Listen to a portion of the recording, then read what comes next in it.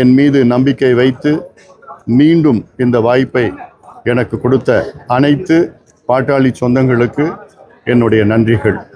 நல்ல ஒரு தலைவராக செயல்பட்டு பாட்டாளி மக்கள் கட்சியை ஆளும் கட்சியாக மாற்ற அனைத்து நடவடிக்கைகளும் எடுப்பேன். இது நான் மட்டும் கிடையாது, இது என்னுடன் சேர்ந்த நம்முடைய பொதுச் செயலாளர், பொருளாளர் மற்றும் அனைத்து நிலை நிர்வாகிகளும் சேர்ந்து.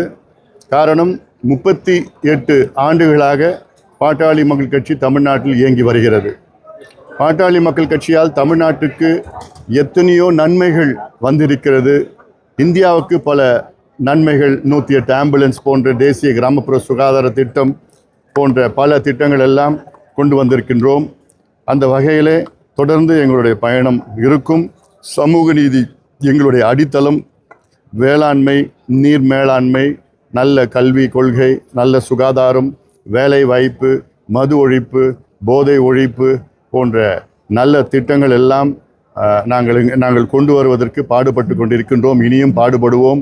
இப்போ இருக்கின்ற அரசிற்கு நல்ல திட்டங்களை நாங்கள் ஆலோசனைகளாக நாங்கள் வழங்குவோம். தொடர்ந்து வழங்கி கொண்டே இருப்போம். எங்களுடைய இலக்கு 2031 தமிழ்நாட்டில் பாட்டாளி மக்கள் கட்சி ஆட்சி நடைபெற வேண்டும் என்று எங்களுடைய இலக்கு. அந்த இலக்கை நோக்கி எங்களுடைய பயணம் இருக்கும். நல்ல ஒரு ஆக்கப்பூர்வ கட்சியாக தமிழ்நாட்டில் உள்ள அனைத்து தரப்பு மக்கள், குறிப்பாக இன்றைய இளைஞர்கள், 1,30,00,000 இளைஞர்களுக்கு வேலைவாய்ப்பு கிடையாது. பெண்கள் பாதிக்கின்ற மது, அதை ஒழிக்க வேண்டும். போதை பழக்கத்தை ஒழிக்க வேண்டும். விவசாயிகள் இன்று ஏழ்மையில் வாழ்ந்து கொண்டிருக்கின்றார்கள், அவர்களை முன்னேற்ற வேண்டும், முன்னிலைப்படுத்த வேண்டும். தமிழ்நாட்டிலே நீர் திட்டங்கள் நிலுவையில் இருக்கிறது, அத்தனைக்கும் முக்கியத்துவம் கொடுக்க வேண்டும். இந்த ஆண்டு சூப்பர் எல்னினோ எஃபெக்ட் என்று சொல்கிறார்கள். அதற்கு நீர் பிரச்சனை, குடிநீர் பிரச்சனை வருகின்ற ஒரு சூழல்.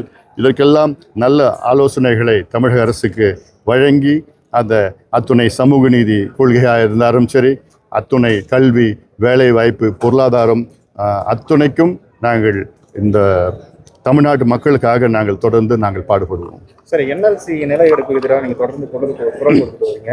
இப்போ தமிழக அரசு வந்து அதுக்கு அனுமதி கொடுத்துருக்காங்க. நிச்சயமாக இனி என்எல்சிக்காக 1 சென்ட் நிலம் கூட புதிதாக எடுக்கக்கூடாது. காரணம், என்எல்சி நிறுவனம் இன்று தேவையற்ற ஒரு நிறுவனம். இவர்கள் 1956 தொடங்கப்பட்ட நேரத்திலே அப்பொழுது நமக்கு மின்சாரம் தேவைப்பட்டது. அதனால்தான் ஆயிரக்கணக்கான, கிட்டத்தட்ட 40,000 ஏக்கர் நிலங்களை, முப்போகம் விளைகின்ற நிலங்களை அழித்து, அதில் இருக்கின்ற பழுப்பு நிலக்கரியை எடுத்து அதை நாசப்படுத்தி, அந்த நிலத்தை நாசப்படுத்தி, அது சுற்றுச்சூழலை நாசப்படுத்தி நமக்கு இவ்வளவு காலமாக மின்சாரம் வழங்கினார்கள். இன்றைய சூழலில் தமிழ்நாடு மின் மிகை மாநிலமாக இருக்கிறது. மின்சாரம் தமிழ்நாட்டு மக்களுக்கு தேவை, மின்சாரம் தேவை, உச்சத்தில் தேவை வந்து 20,000 21,000 மெகாவாட். உற்பத்தி பார்த்தீங்கன்னா 36,000 மெகாவாட். அதனால் இனியும் என்எல்சிக்காக நிலங்களை 1 சென்ட் கூட எடுக்கக்கூடாது. அப்படி எடுத்தால் இந்த அன்புமணி ராமதாஸ் நேரடியாக சென்று அதை தடுத்து நிறுத்துவான். இது உறுதியாக நாங்கள் சொல்கிறோம். இது எதுவும் சாதாரண பிரச்சனை கிடையாது. ஏன்னா போதும், என்எல்சி அவர்களுடைய எதுக்கு அவங்க தொடங்கப்பட்டதோ அந்த நோக்கம் முடிந்து விட்டது. இனி அவர்கள் மின்சாரம்னா இப்போ இருக்கிற 40,000 ஏக்கர் வச்சுருக்கிறாங்க, தரிசு நிலமாக வச்சுருக்கிறாங்க, முப்போகம் விளைஞ்ச நிலத்தை. அந்த நிலத்தில் சோலார் அங்கே போட்டுட்டோம். சோலார் போட்டுட்டு 40,000 ஏக்கரில் போட்டாங்கன்னா கிட்டத்தட்ட 10,000 15,000 மெகாவாட் மின்சாரம் உற்பத்தி செய்யலாம் இப்போ இருக்கிற நிலத்தில். அந்த உற்பத்தி நமக்கு போதும். இனி நிலத்தை அழிச்சு, நீரை நாசப்படுத்தி அது நிச்சயமாக ஒரு பொழுதும் விட போகிறது கிடையாது. ஏன்னா இது மிகப்பெரிய ஒரு முக்கியமான பிரச்சனை நான் பார்க்குறேன் நான். அதனால் இதை நாங்கள் விடவே போகிறது கிடையாது. இது நிச்சயமாக, இதுக்கு இன்னைக்கு காலையில் கூட ஒரு அறிக்கை நான் விட்டுருந்தேன் நான். அதாவது நகரத்தில் உள்ள டாஸ்மாக் கடைகள் எல்லாம் இதை வந்து தனியார் மயமாக்குவோம் என்ற ஒரு அறிவிப்பு செய்தி வெளிவந்திருக்கிறது. இதை ஒருபொழுதும் அனுமதிக்கக்கூடாது. டாஸ்மாக் கடையே வேண்டாம். அதில் அரசுக்கு டாஸ்மார்க்கு, தனியார் டாஸ்மார்க்லாம் என்ன? அதுக்கு ரெஸ்டோ பார் என்ன? அதுக்கு பார் எதுக்கு? உங்களுடைய கொள்கை நீங்கள் படிப்படியாக மதுவிலக்கை கொண்டு வருவோம் என்று சொல்கிறீங்க. பிறகு எதுக்கு நீங்கள் டாஸ்மார்க்கை தனியார்கிட்ட கொடுப்போம், ரெஸ்டோ பார் தொடங்குவோம், பார் தொடங்குவோம்? இதெல்லாம் வேண்டாம், தேவையில்லாதது. தமிழ்நாடு மக்கள் இன்னைக்கு நீங்கள் ஆட்சிக்கு வந்ததுக்கு காரணமே தமிழ்நாட்டில் சட்டம் ஒழுங்கு சரியில்லை. திமுக ஆட்சியில் சட்டம் ஒழுங்கு சரியில்லை, மதுனால பிரச்சனை, கஞ்சா போதை பழக்கத்தால பிரச்சனை, பெண்களுக்கு பாதுகாப்பு இல்லை. அதுதான் முதன்மை காரணம். மீண்டும் அந்த காரணத்துக்கு நீங்கள் தள்ள விட கூடாது.